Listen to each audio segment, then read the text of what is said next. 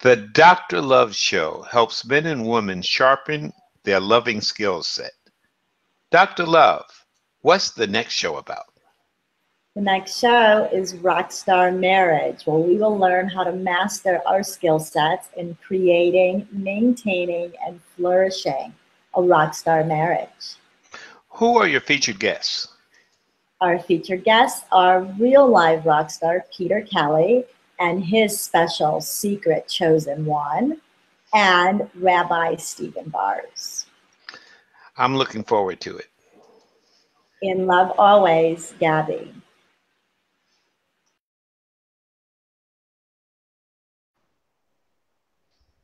Dr. Love, you are live. Hello and welcome to the Dr. Love Show. I'm Gabby Love, a matchmaker and love counsel here based in New York City. This series of shows came upon when my investor mentors told me that it's time to start branding the Dr. Love name. I'm currently working towards my PhD, and my dissertation is on marital satisfaction and personality types. This episode will also be aired on public access television here in New York City. I thank you and my producer, Coos, for being a part of this adventure. A great marriage doesn't happen because of the love you had in the beginning, but how well you continue building love until the end. That was written by Orabella Guemba. One of the hardest things for new and young lovers to believe is that it will ever end. However, experience teaches all of us that while we might fall in love, and enduring, empowering, passionate love and happiness doesn't just happen. Rockstar marriages are built. This show will focus on the best techniques and practices that will allow and encourage rockstar marriages to happen. Perhaps perfectly describing rockstar marriage is Harville Hendricks, an author, PhD, and relationship expert, when he pointed out marriage ultimately is the practice of becoming passionate friends. This episode focuses on sharpening your loving skills by sharing proven strategies for building and maintaining rockstar marriages. For this episode, I'm bringing on an expert of panel experts on self-empowerment, relationship building, and love experts. This panel includes Rabbi Stephen Bars, who is based in DC and specializes in marriages. Real live rock star musician Peter Kelly, who's based in New York City and is widely known for his music. He has a brand new album called Don't Let Me Be Alone. And of course, we've invited Peter's girlfriend, the lovely Tayana. Thank you, Rabbi Steve, Peter, and Tayana for joining us tonight. I'd also like to thank my co-host and director, Coos, a producer and empowerment educator based in Orlando, Florida. So, Rabbi Steve, let me ask you. Hi, Rabbi. How are you? Hi, Gabby. Please tell us about your Get Bliss programs and the classes in New York City and DC. I went to one of them, and I've been hooked ever since. Thank you. Appreciate that. So the concept is built around the idea of playing golf. Any of you guys play golf? Any golfers here? I play golf. You play golf? Okay, so you see, if you're playing next to, let's say, Tiger Woods, I don't play, but I would not be able to tell the difference between the two of you. Maybe you're a better dresser than he is. But you see, if you're really good at something, if you practice something, the gap between just being able to manage and excellence is fractions of an inch. So a lot of marriage programs put a lot of emphasis on doing a lot of the heavy work, and that's necessary to get to, to get on the tee. But to go from just an average marriage to a blissful marriage is very small little techniques. And that's what we teach. Tiny little techniques. They're easy to do. They give you an incredible relationship.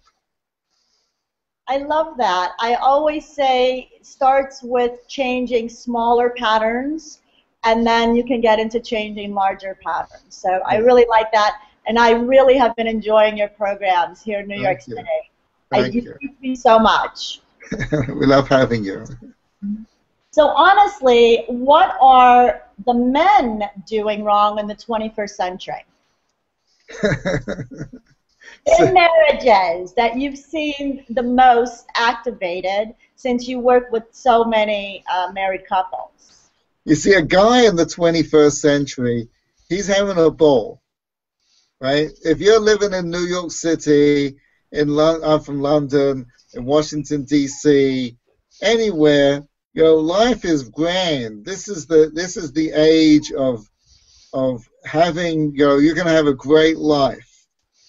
But you're missing something really, really, really big. And that is, it's wonderful to do things you love. If you've got a love and you're doing it, you're having a great time.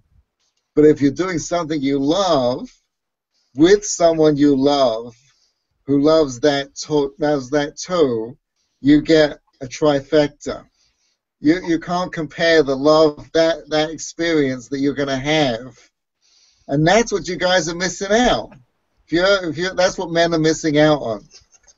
And to be able to get that kind of love, it's sort of like a mixer, like you can have those veggie mixes in the morning, or some people like smoothies, right? You can't have you've got to put it all in the mixer, and then what comes out is better than any of the individual parts. So to have that experience of doing what you love with someone who loves it, who you love too, you've got to be able to put all the things that you love in the mix and be willing to see what comes out. I love that. I recently invited Rabbi Stephen Bars to be my partner in my Love Rescue program, working with couples, because I feel I met my match of a cheerleader for love. You and I are very much cheerleaders for people, and we believe in their love and in activating and making it fun and joyful and blissful. So I really appreciate that in you. Thank you. You're very welcome. So how about the women, Rabbi Steve? What would you say that they can do to avoid any battle of the sexes? So you see, every human being has a language that's unique to every type of person that they have in their lives.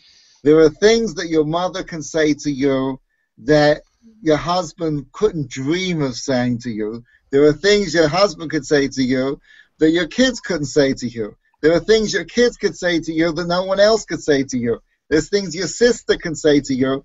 People complain that their spouses, they don't listen. If you look carefully, they listen to other kinds of people. So we all do this. We all have an ear to hear certain kinds of people and certain kinds of messages. And it's really not just women, it's anyone, but women, everybody has to learn your spouse's language. How come he listens? I said exactly the same thing, and his boss said that, and he heard it, or his mother said it, or his father said it. So there's something that the way he listens that gets through. We do this naturally with children. When it comes to children, we acclimate our voices so that they can hear us. You don't even consciously think about it. You say things in a tone that your kids can hear. You can see when you go home, you talk to your mother. She'll talk to you in a way that she doesn't talk to anybody else. We all have a unique language based on our relationships at work, our spouses, right? You got to change your language. If you change your language, you'll be able to get through. Thank you. I appreciate that. I have a new program called the Communication of Love program. And, great. And I really appreciate the 5 languages, too. Chapman, right? Gary Chapman, right? 5 love languages, right? Phenomenal concept. Yes. Very good. I agree. So, Peter, let me ask you, how do you juggle rock star fame and women throwing themselves at you and a committed relationship with the lovely Tiana? Well, I'm not sure I've achieved the level of rock star fame where it's overbearing yet, but 1 million followers, I would say, can be a little overbearing for some. it's a little. I mean, I think it's an attitude. I think if you throw yourself in the middle of that thing coming your way, I think it could be an issue. I think, but when you're content with the person you're with and you're focused on your career, and you know, I try not to let myself get put in the way of that attention. It's, you know, it's flattering and it does happen from time to time, but it's not my focus. It's not really my interest. I'm content, and I think that makes it pretty easy, actually. And so what do you value most, fame or love? I've always wanted to ask a rock star that question, so I had to put it in there. I mean, if you asked Bono, it'd probably be a different answer than what I give you. I mean, but I think for me, I mean, I think when you're pursuing a career of any kind, it takes over your brain. It takes over your life. You start working towards this thing, and it consumes you. But a lot of the joy you get from that is fleeting, and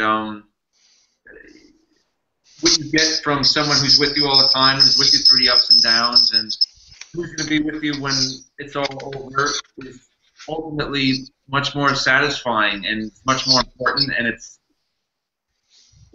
worth more. I love that. It's worth more. I really love that. I don't think that much more is worth more than real love. You know, I really don't. So that's beautiful. Thank you. What about Tiana makes her your chosen rock star girlfriend? I think this could really, you're very admired by a lot of women, more than most men. Okay, you know, 500,000. $500,000. I'm sure most of those admiring you aren't men.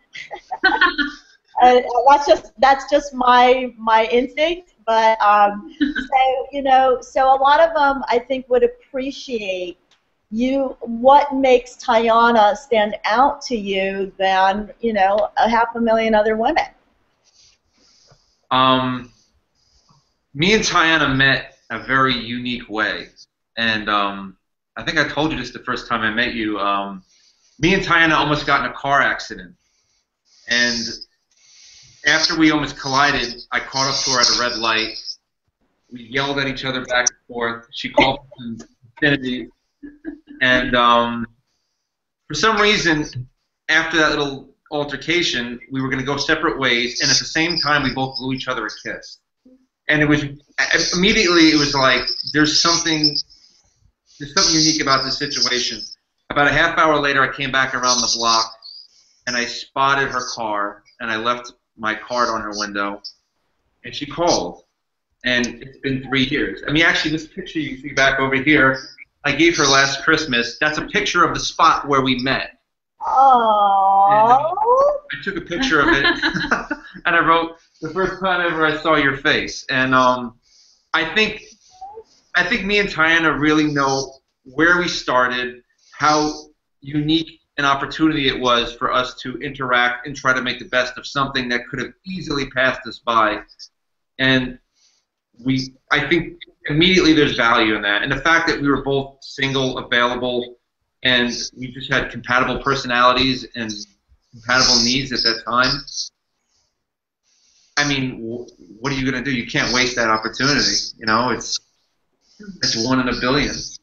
That's my time.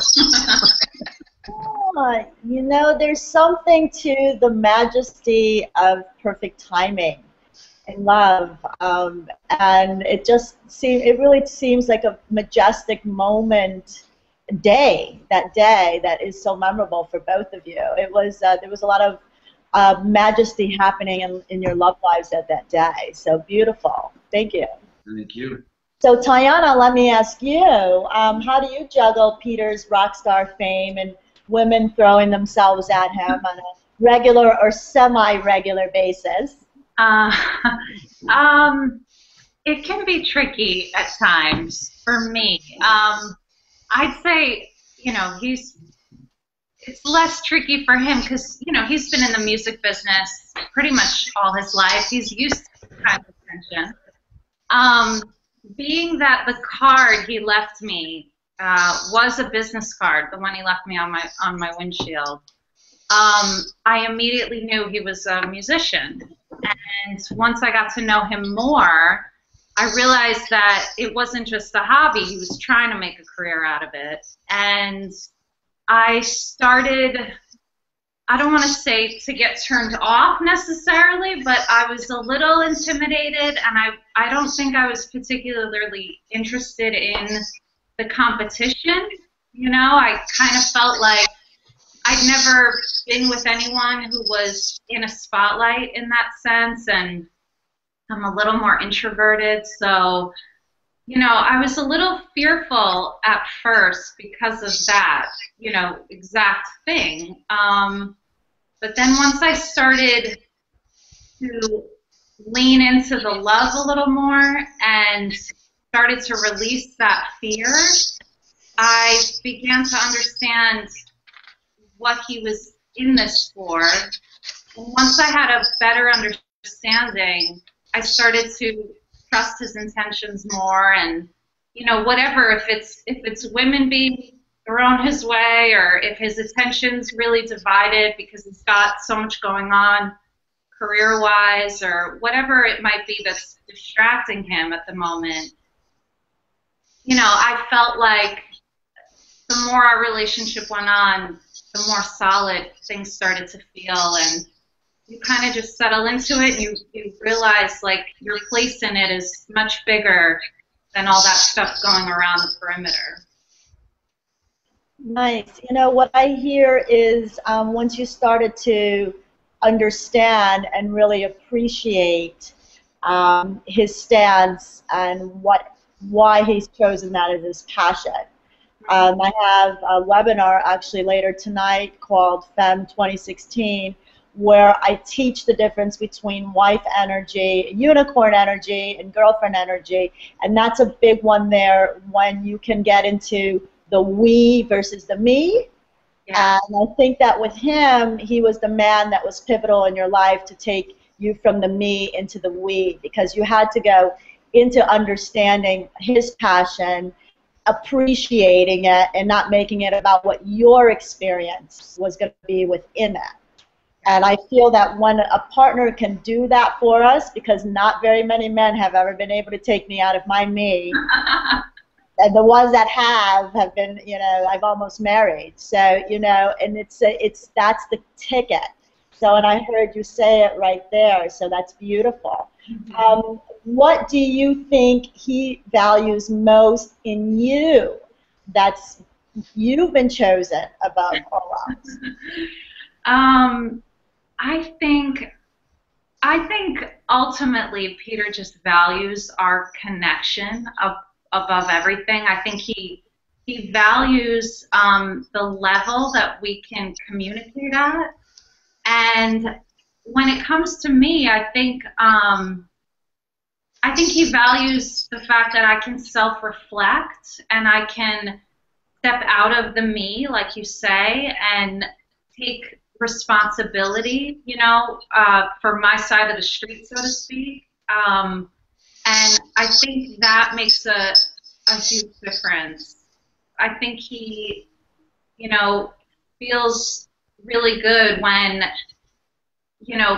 blame or fingers aren't being pointed towards him. If something's going on, let's say, if we're having a disagreement or an argument or some type of, fight or tension, I think what separates me from the rest of his, let's say, past relationships is the fact that we can work through it, and he doesn't have to, necessarily own that own that burden. It's not all his fault. It's not all my fault. And I think us working together as a team is what he probably feels is, you know, something that separates me from the rest. And she's never thrown anything at me.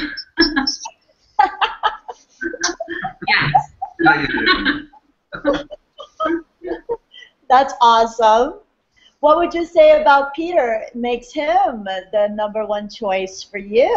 Oh, it goes back to exactly what you were saying. He's really made me realize what it means to be a part of a team and what it means to be in a relationship. And his ability to express himself and communicate is, you know, something I've yet to experience with anyone else. It's almost female, right? It's almost female. Practically female. He's like my ultimate he/she.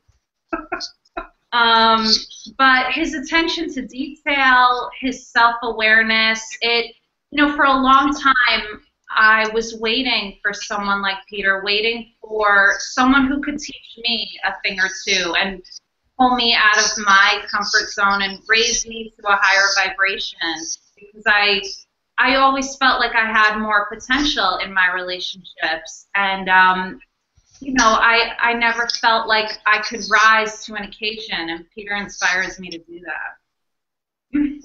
Oh, that's so awesome. Inspired. That's exactly why I'm waiting for my rock star marriage, is for the guy to really inspire my work even more. And I think I have found him, but there's still more time needed to tell. But that hit home with me, Tiana. Like being inspired by our men it's just a lovely, lovely feeling. Yeah. Just keep driving around. You're almost bound to run into one. So whose fault was it on the accident? Ah. Oh, I mean, it was absolutely her fault. Absolutely her fault. Okay. Oh, who did the hitting? Really, I want to know too. This is going to be something. This is going to be something you're going to be arguing with the grandchildren. I mean, I was backing out of a spot, and she had to go over a double yellow line into oncoming traffic with her hand on the horn to avoid hitting. So I'm going to put the blame on her. This is going to be in the movie of your life story. It's such a great story. It's a great story. And then it's just something we can all work on manifesting for ourselves. A supermarket parking lot accident where we find the love of our lives. So, Coach, let's take it over to you from the alpha male's perspective. And what would you say are the 3 most important attitudes, strategies, and techniques for building a rock star marriage? Now, I know that you are an empowerment coach and you work with people on their love lives, men and women. You have been married and divorced. So I'm really interested to see what you have learned from all of this experience. Well, I must say that being married and being divorced is an education in itself. But let me share with you, not just from my life, but from the people I've worked with, 3 cautionary notes that are important in establishing, I think, a rock star marriage. And the first and probably the most important point is, if you're not actively working on strengthening your relationship, it is eroding, no matter how much you may be in love at the time. And it's both people's job to work on the relationship. If I had to criticize myself, I think I'm a checklist person. You know, find the person that you love, get engaged, get married, and get on with your career. Not the best approach. You know, really is something that 2 people have to work on together. Relationship, and it's not something that exists at one point in time. Relationships are dynamic, and it's something you have to be working on all the time, not just when it's raining. My second point I would share is that seeking professional counseling from people like yourself, Dr. Love, and Rabbi Stevens is not a sign of weakness, but intelligence and strength. And I would have to admit myself that, I never sought counseling. And in retrospect, I should have. And part of the reason I didn't seek counseling is I thought I knew it all. And, it was my job to counsel other people. And that moves into my third point, which is just because you are, or even if you are a world-class counselor, a love coach, a relationship specialist, that doesn't qualify you to work on your own relationship without help from other people. It's sort of like nobody is good enough to not get a third party advice and counseling. Now, especially, of course, I was a college professor. And like I was watching a show, Dr. Phil, the other day, and he was talking to his wife, and his wife made the point, for us to have a successful marriage, which they've had, I think, almost 30 years, Dr. Phil had to agree on one thing, which is he wouldn't be my counselor. In other words, I'm not his patient. I'm not his student. I'm his partner. And I think that's a very important lesson. And many of us are the alpha, especially the men in our businesses. And then we're the alpha in our relationships. But in our businesses, we know that being the alpha doesn't mean we get to make all the decisions. If we're smart, we're going to get the advice from the best people out there to be good. The same thing is true in our relationship because, we are biased. Now, it's my job to ask Dr. Love these questions. Dr. Love, tell me,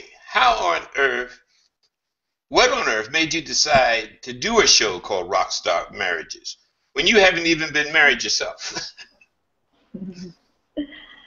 Well, this show I actually came upon because of all of my experience with happy couples like these two that we have here, Tiana and Peter, working with Rabbi Steve, and the thousands of clients that I've worked with in the last 15 years. As somebody who's working on a doctorate, if I haven't extracted some statistical information out of all of that love that's been exposed to me, healthy love, and comparing it and correlating it to the unhealthy love, if I haven't extracted a thing or two out of all of that, then there would be something wrong with me, seriously. So I feel I have enough data from thousands of people collectively to know the tools, the strategies, and the mechanisms, the management needed to maintain a secure, healthy, awesome, passionate love life. I've also, since working towards my doctorate and finishing a second master's degree now, I've gotten a lot of introspective time for myself, and I feel I've narrowed down what my issues are, and I do finally can appreciate the aspect of marriage. I've never really understood what the benefit would be of having somebody else around all the time, because I'm so independent and I need a lot of space and I need a lot of alone time. But also in these last few years, really working with a lot of people, I have gotten to really value the institution of marriage in my own way, which is different than a lot of other people. And I thought, wow, if I can feel as great as I do on a regular basis and have somebody who is around all the time who also feels as great as I feel on a regular basis, then we have two super highly charged, positive beings under the same roof. And I thought that's just going to magnetize my positive feelings towards life, towards my work, towards him. And I thought that is something that I can really value in marriage. And so because of all of this putting together and the fact that I am planning to get married in the next couple years, my boyfriend is aware of this. And hopefully he will feel the same that I feel about myself, that I am now ready to really walk into wife energy and be and appreciate all that it takes to be a wife. Since I'm in that stage of my life this year, I just turned 40 this week, I feel that's why I was entitled to do a show called Rockstar Marriage. Now, Dr. Love, you have developed some very unique language, and you know words are power. I'd like you to explain. You talk a lot about wife energy and unicorn energy. Can you tell us what that means? Yes, I'm actually writing a wife energy unicorn program right now because I feel a lot of the work I do with my femmes in my love counsel work is teaching the single women exactly what that looks like. And I feel I have discovered some clear distinctions as to what makes a woman girlfriend lover energy and what can graduate her if she wants. Now, not all women want to be wives. You know, I haven't really wanted that until really this year. So if she wants it, I feel I have found some things that can assist her in getting that. And the unicorn energy, I take that name, I really steal it from the guy online, that if you Google hot, sexy matrix, he talks about the unicorn being that woman that is not attainable. And if you think you found one, it's probably a dude, he said. Because he says that women just can't be that emotionally intelligent. So I have taken that work and I've turned it into my own work, into teaching women what that really is. And that is part of the difference. What makes wife energy and unicorn energy is the utmost emotionally intelligent women. I feel like I've worked, most of my clients are men, and I have worked with so many men, particularly in these last 2 years, that have taught me the reason they walk away most from women is not because of beauty, not because of sex, not because of religion. It is because of that emotional intelligence. Once a woman shows significant signs that she's not more emotionally intelligent than him, or at least equal, I feel like he will leave us or you at any time. So no woman is really safe from that. And so wife energy, another good example that's more tangible and real than the unicorn, is Jackie Onassis. So I also call them the Jackies. No one has anything bad to say about Jackie Onassis other than they feel she might have been a doormat. But overall, what her gift was is she was about the we and the us. What's better for we and the us versus the me. If it was me, I would have left him because I would have been too hurt or too sensitive. Wife energy, unicorn energy, does not get too hurt or too sensitive by anyone. And obviously I'm not talking about extreme crimes or things of that nature. I'm talking about the basic things that like Rabbi Steve deals with every day in his office as to when couples are struggling. I'm talking more on the even scale of game of things. So these women master really what's better for we and for the us versus the I. I have one more question for you, but before I ask that question, I'd like to go back to Dr. Stevens a moment. I mean, Rabbi Stevens. A moment. He's a doctor. He's a doctor of love for sure. Yes. And I was fascinated when you talked about those attitude, strategy, and techniques that you teach. But you didn't tell us what some of them were. Could you share 2 or 3 of those with us? Yes, so you see, in all of life, in all our relationships, there are 4 quadrants. There's win-win, win-lose, lose-win, right? And win-lose, lose-win, right? Lose-win, win-win, lose-lose, win-lose, lose-win, right? Because you picture the four, right? In other words, you Right. buy a car for $500 and you sell it for $5,000, you won, the other guy lost. And the other way around too. Right? And we all understand that in all our relationships. In a meaningful, committed relationships, there was only two. And as soon as you get that through your head, your whole relationship changes. There's only win-win or lose-lose. There's no win-lose in a marriage, in a relationship. In other words, if your partner loses and you win, you're going to be losing too. Right? Especially if you're the guy. Right?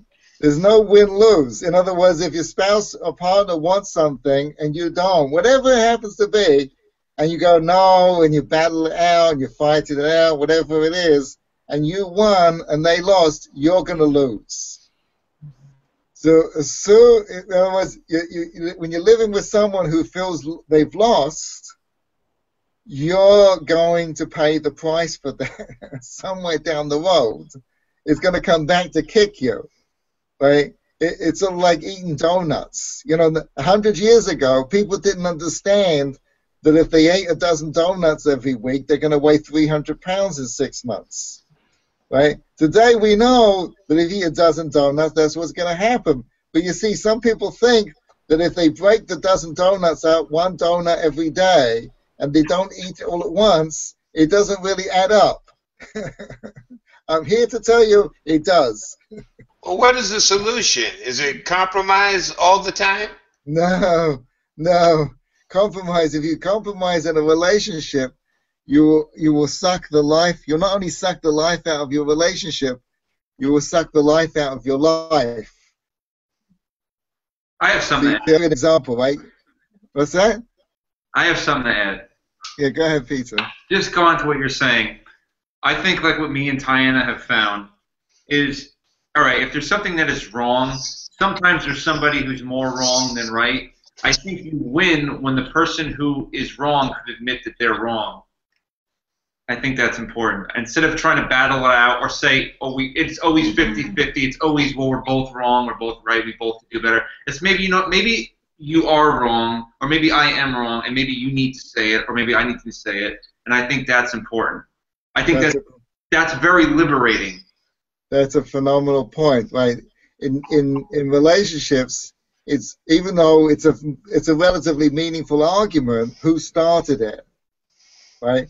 But the better question is who's going to end it. And either one of you can step up and say, I'm going to take the bullet on this one. Not literally. I hate when that happens. Right? But I blew it, right? And any time, and this is very true, right? Even if your spouse or partner is wrong and you're right, but any time you get abusive, meaning you get angry, or you call them names, or you bring up history, or you deprecate their family, or any one of those things, even though you're right, wrong techniques are, a bad move, and you have to apologize for that. So would you say what Peter said, that somebody is always wrong and somebody is always right? So is it somebody just admitting the wrong that is going to make things better? Yeah, no. What Peter said is feel they're right. Peter said is a phenomenal idea. What Peter's pointing out, which people don't do in relationships, is they want to get to like, we're both right or we're both wrong, and they just forget about it kind of thing. And that's terrible. What Peter was saying is a phenomenal idea. Someone has to stand up and say, I'm wrong. And when you do that, it's very liberating in a relationship. And he makes that point. It's a very healthy thing to do in a relationship. I'm taking responsibility. I shouldn't have said what I did, or whatever the issue happens to be. It's a very, very meaningful way to relate to somebody. Because when you say I'm wrong, what you mean is you are important to me, that I have to apologize to. It's a very I, important thing. Have you ever heard the concept happy wife, happy life? It's not your face. I don't know if I agree with that. and the last show we had Heather Dawn on, who's a coach in Los Angeles, and she talked about choosing to be right or choosing to be loved. And you both helped me a lot, guys. Thank you.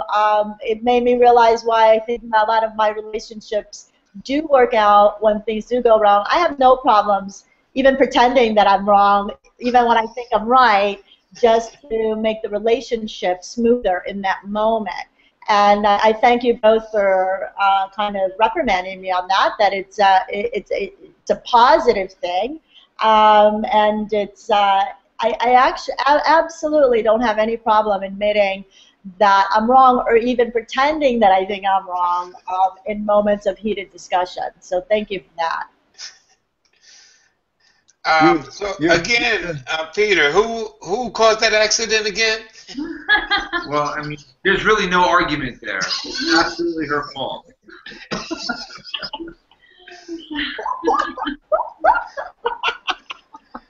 Okay, Gabby, returning to you, what does a rock star husband look like to you?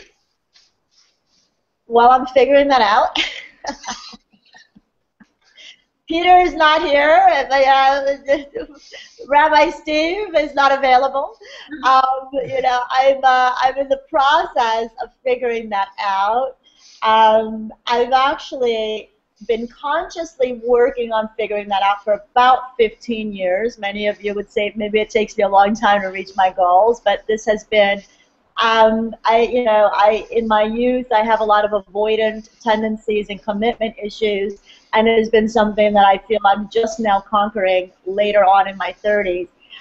So I have had a delay. I'm also a unique personality type that is extremely independent and really it's difficult. Intimacy has been a struggle.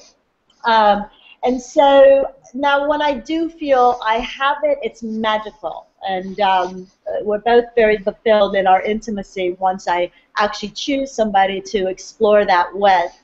And so I would say what I'm discovering now is the rock star husband for me chooses me. I think that a lot of the femme energy, you know, men really seem to value freedom. And a woman who allows themselves to feel free even after she marries him, that is truly a value for any man to marry.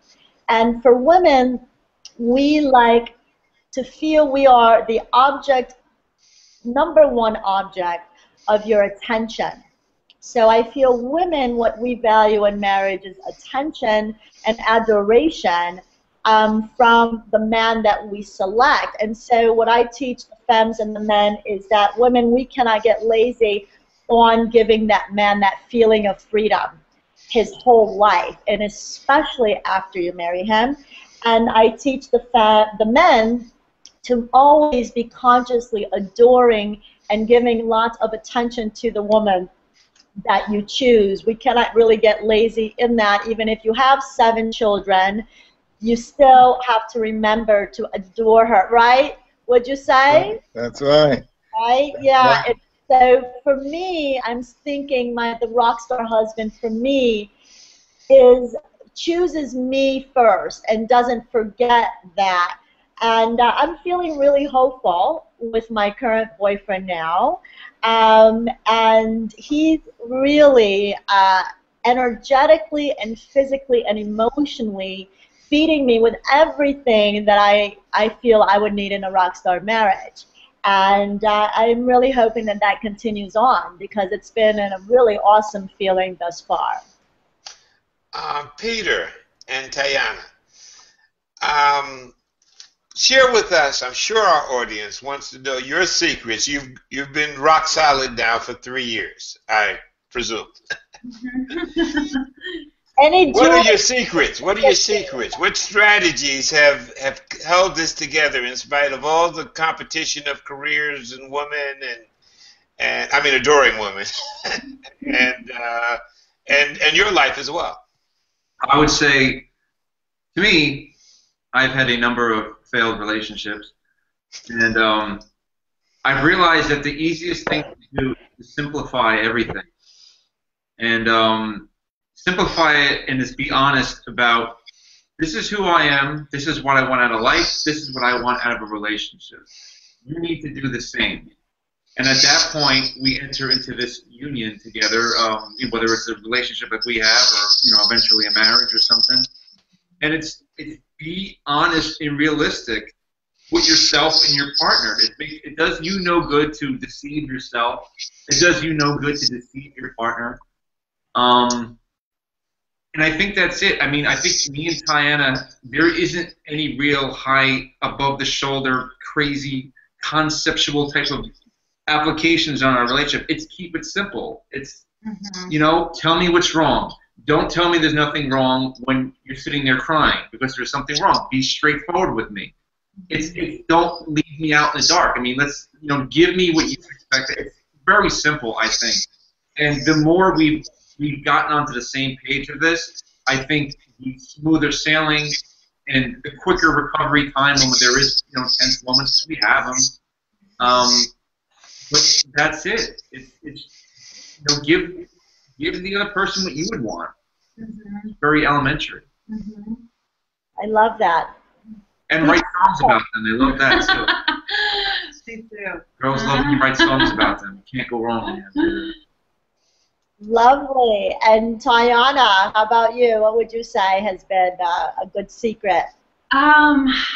Keeping no secret.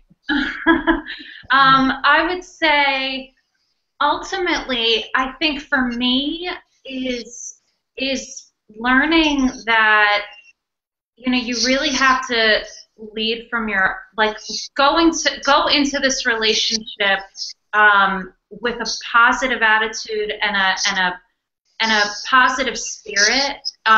Don't ever look at your partner like he's a criminal or like he's done something wrong or like he's out to get you or I think it's really important to remember in those moments of stress that you guys are a team and he is on my side and you're working as a collective, and instead of looking in the direction of like whose fault is it or who's it to blame, it's like well how can we learn from this, how can we grow, how can we communicate more. I think a lot of it has to do with just focusing your energy on not only improving the relationship, but on improving parts of yourself so that you can be better as a collective. I think that's really important. And yeah. Very nice. Conscious loving does equal conscious marriage. So absolutely wonderful. Thank you so much. Rabbi Steve, how about you? What would you say are the biggest jewels that you can leave us with for a rock star marriage? If you want to have a great relationship, become friends with Peter and Tayana.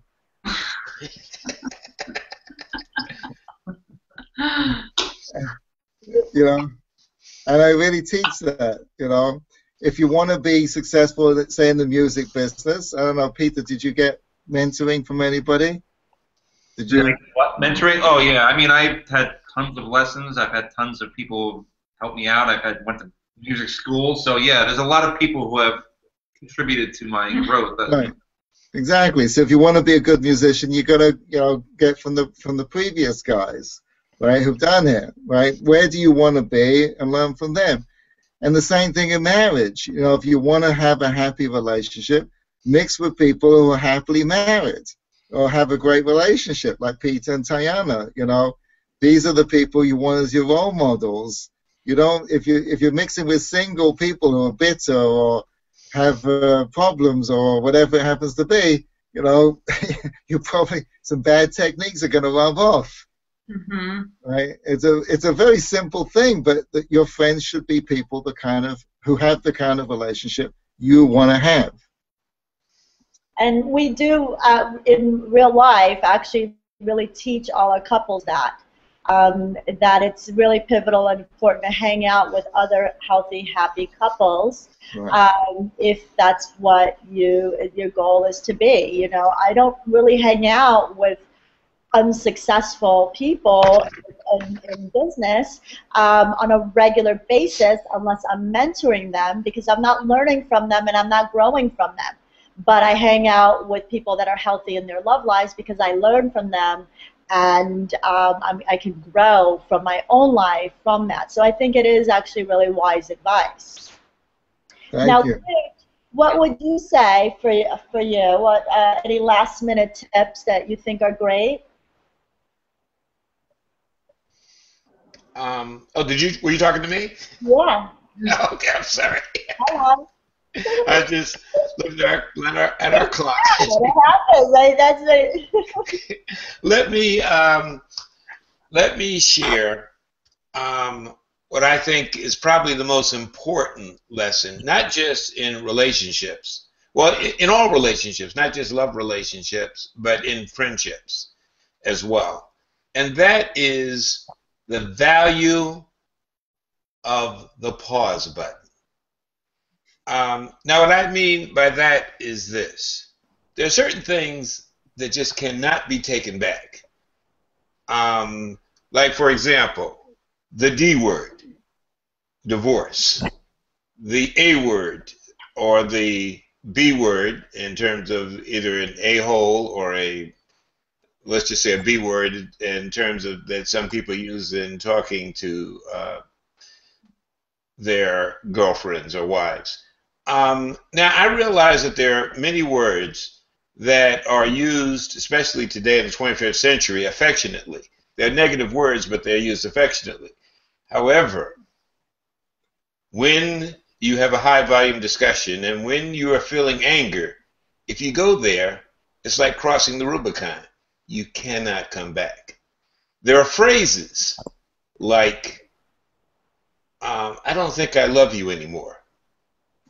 It's like you might say later on, well, I was feeling depressed, I didn't mean it. But it's like putting toothpaste back in the tube.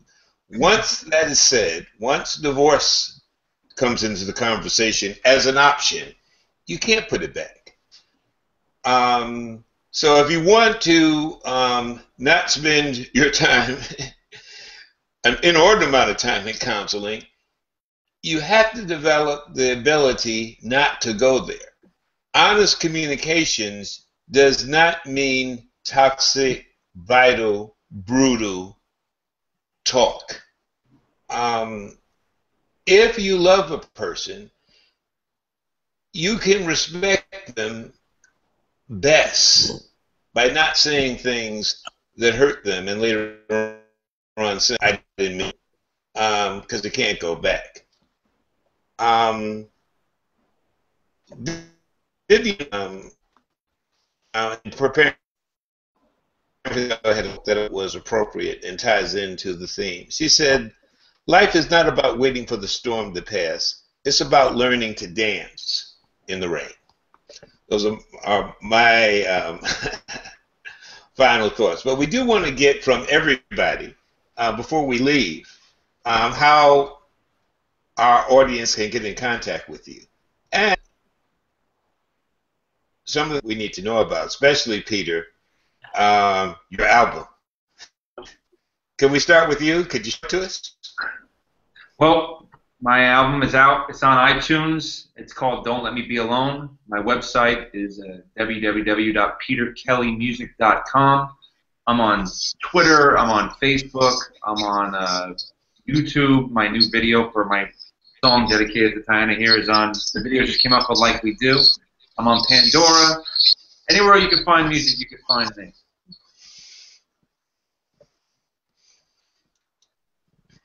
Rabbi Stevens.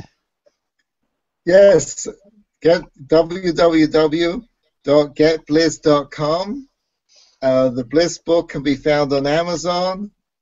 You can email me there. I teach a program once a week in Manhattan on Monday evenings and in DC on Mondays and Thursdays, Tuesdays and Thursdays. And feel free to email me with any of your love questions.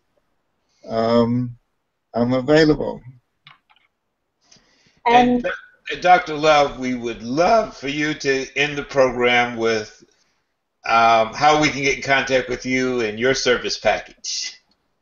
great. I also want to add, though, on Rabbi Steve, that he does have a book available on Amazon and his website, but he also has a free downloadable workbook from the Get Bliss program, which was how I found him, and I found it really awesome to kind of work through that workbook. So that's free and downloadable on getbliss.com too. And for me, what's going on? Lately, the latest thing is I have a really crazy travel schedule coming up. I'm extending Love Enterprises into Los Angeles, including the Love matchmaking for the single people. And I have been approached to do a possible new reality show and go film a reel down in Rio de Janeiro, and it's going to be called Olympic Dating. And because of all of this new travel schedule, I cannot do my weekly events at the Trump Towers where I go and I speak to singles and to couples about healthy love. And so because of that, I'm creating new love webinar training courses. I have one tonight, actually at 9 to 10:30 Eastern Standard Time, called Fem Love 2016. And all of these will be available on my website soon. And I want to put it out there because anyone that does approach me gets to have one free webinar class for them to experience my work and see if it resonates with them. So please do contact me anytime to check out any of the new webinars that I have going on for free from your own computer. And my information is all available at GabbyLovve.com. That's GABYLOVVE.com. And my email is Gabby@GabbyLovve.com. So thank you all for being here. This has been a really fun night for me. Thank you very much. I'd like to thank all of our featured guests, Rabbi Steve, Peter, and his chosen one, Tayana, and of course my co-host and producer and director, Cooch. And let me thank you, our audience, for your support and for your interest. You can view all the episodes of the Dr. Love Show direct on my website, GabbyLovve.com, in the Dr. Love Show link. And each new episode, I'm so grateful to say, that is coming out, including this one and Rockstar Dating, our previous one, are now being shown on public access here in New York City. Please join us next time for my next episode, called Men Love 2016, where I will be talking about today's alpha male and how he perfects his alpha love life. Once again, thank you for joining me. In love always, Gabby. Thank you. Thank you. Thank you, Gabby. You were great, as well as all of our guests.